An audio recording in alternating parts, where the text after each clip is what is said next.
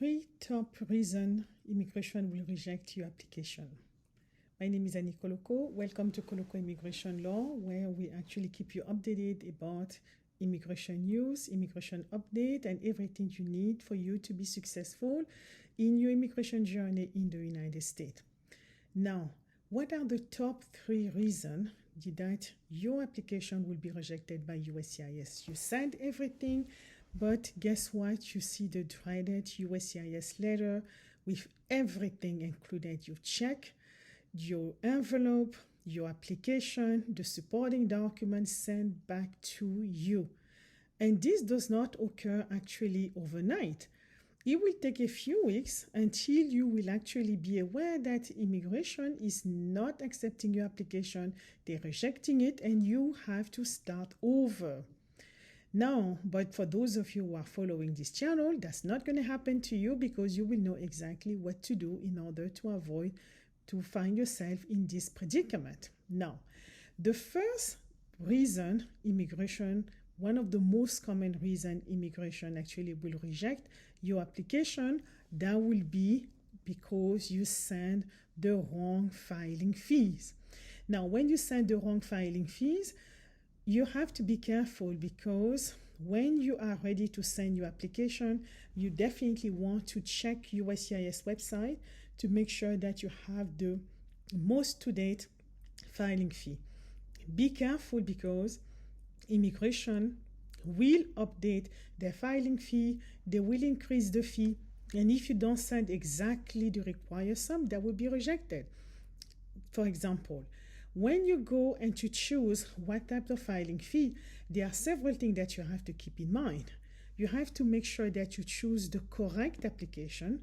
In your case, for example, let's say that you're filing what is called an I-130, meaning you're filing a petition on behalf of your relative, maybe your spouse, your child, your parent, and you are a U.S. citizen. Now, you have to make sure that when you go and check the filing fee, you look for I-130, right? You don't look for a different form. And you have to make sure that you look for that particular form and you look also for the particular fees. Now, to add another wrinkle in that is that the fee can be different depending on your age. For example, the filing fee, if you are under the age of 13, will be different from if you are between 30 and 70.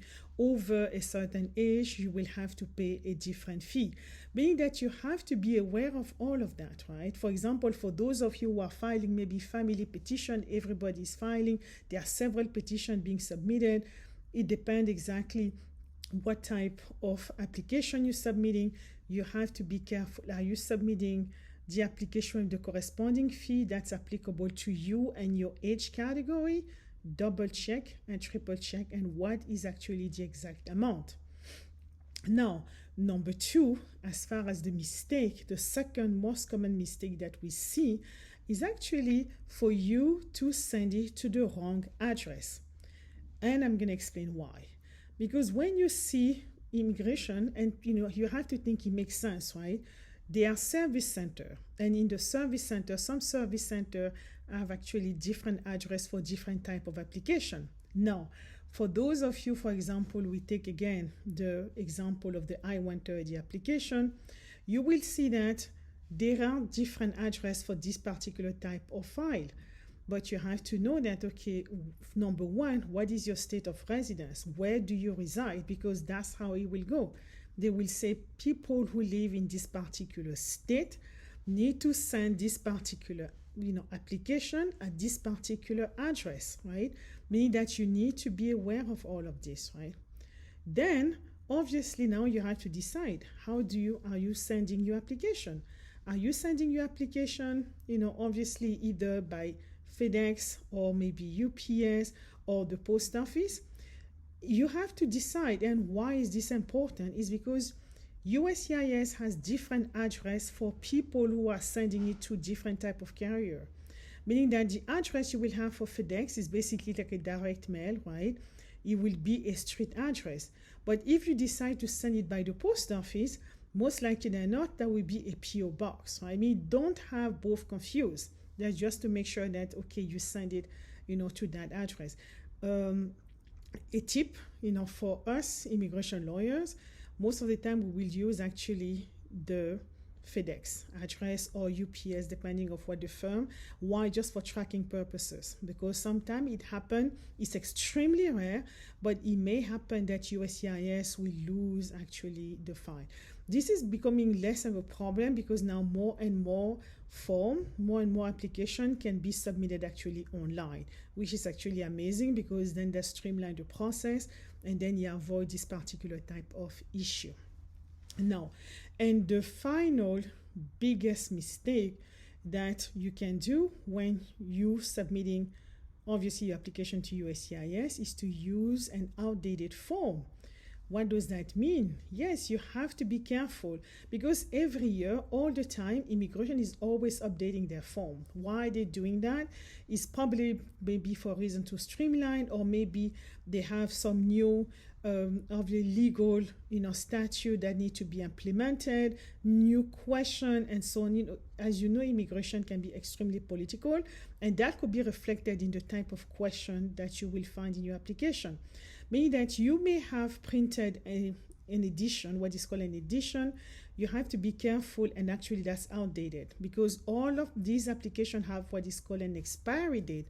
And you can tell by looking at the top, right? You look at the top right, you will see that this particular edition expires on such a date.